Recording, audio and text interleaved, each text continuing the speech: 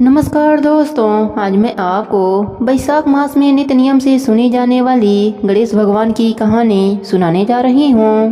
प्रेम से बोली गणेश भगवान की जय हो, वैशाख मास की जय हो, माधव भगवान की जय हो। एक गांव में एक बुढ़िया माई रहती थी। उनके घर में उनकी एक इकलौती बहू शांति भी उनके साथ रहती थी, जो कि बहुत ही चालाक थी। शांति का पति सुरेश दूसरे गांव में काम करता था और कभी कभी घर आता था।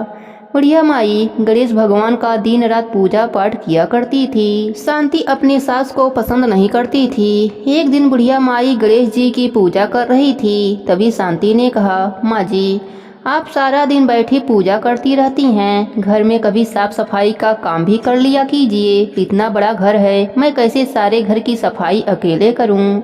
बुढ़िया माई ने कहा, बहू, मेरे आंखों से कम दिखाई देता है, इसलिए मैं कोई काम नहीं कर पाती हूँ।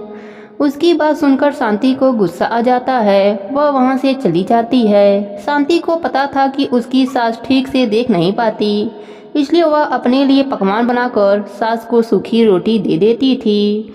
एक दिन बुढ़िया माई ने कहा, बहू, यह रोटी खाई नहीं जाती, इसके साथ थोड़ा सा दाल भी दे दे। तब शांति ने कहा, माँ जी, 2 महीने से आपके बेटे ने एक भी पैसा नहीं भेजा, दाल कहाँ से आएगा? यह सुनकर बुढ़िया माई को बेटे की चिंता होने लगी। उसने कहा, तुमने पहले क्यों नहीं बताया? पता नहीं मेरा बेटा किस हाल में होगा, कहीं किसी परेशानी में ना हो। मैं तो कम देख पाती हूँ, तू दूसरे गांव जाकर देख।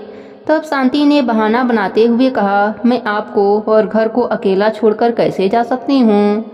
उन्हें पता लगा तो मुझे बुरा भला सुना देंगे।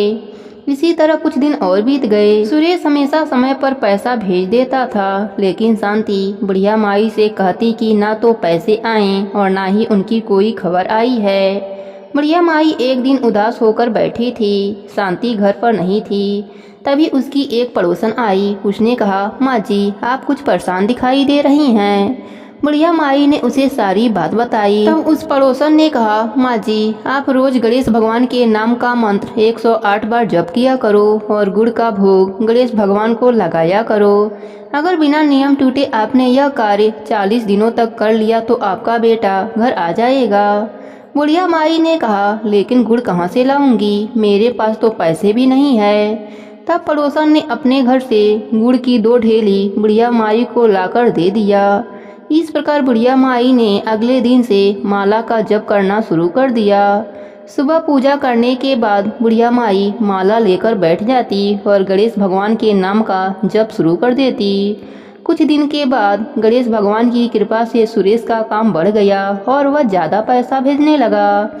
लेकिन शांति ने अपनी सास को कुछ नहीं बताया। बुढ़िया माई हर दिन 108 का जप करती रही। कुछ दिन के बाद शांति को पता चला कि उसकी सास बेटे को घर आने के लिए माला का जप कर रही है। अब उसे डर सताने लगा। शांति ने सोचा, यदि मेरी सास के जप पूरे हो गए और मेरा पति वापस आ गया तो मेरी सास उसे सारी बात बता देगी, और यदि मेरे पति को सब पता लगा तो वह मुझे घर से निकाल देगा। इसी सब से बचने के लिए उसे एक उपाय सूझा। जब बुढ़िया माई सो रही थी तो उनकी माला में से एक दाना निकाल दिया।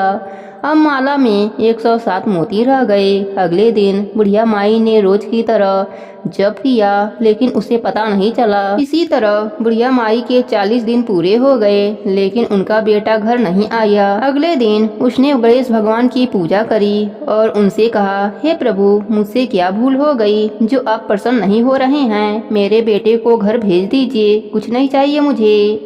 रात को जब बुढ़िया माई सोई तब सपने में गणेश भगवान ने दर्शन दिया और कहा, माई, तेरी बहू ने माला में से एक मोती कम कर दिया था, इसलिए जिस माला से तुम जप कर रही थी वह अधूरी थी। लेकिन तुम्हारी भक्ति और सच्चे प्रेम से मैं प्रसन्न हूँ। अगले पूर्णिमा के दिन तुम्हारा बेटा घर आ जाएगा, किंतु तुम्हारी बहू ने मेरा पूजा में विघ्न डाला है, इस कारण वह अपने पति को नहीं देख पाएगी। यह कहकर गणेश भगवान अंतर ध्यान हो गए। बुढ़िया माई ने अगले दिन शांति को सपने की बात बताई। अब वह रोने लगी। उसने बुढ़िया माई से माफ़ी मांगी। जैसे जैसे पूर्णिमा का दिन आ रहा था, शांति की आंखों की रोशनी कम होती जा रही थी। पूर्णिमा से एक दिन पहले रात में वह बिल्कुल अंधी हो गई। अगले दिन जैसे ही सुबह हुई, सुरेश घर पर आ गया। बुढ़िया माई उसे देखकर रोने लगी। रमेश ने जब अंधी शांति को देखा तब उसने शांति से पूछा। शांति ने कहा, यह मेरे कर्मों का फल है।